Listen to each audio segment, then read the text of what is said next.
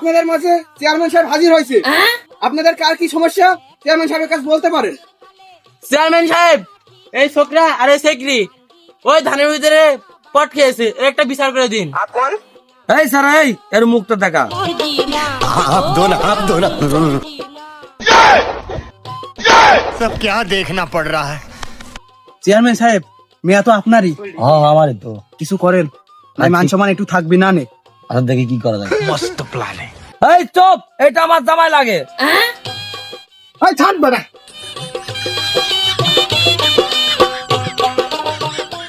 বন্ধু কি আমাদের বংশের মেয়েকে হাত দিয়ে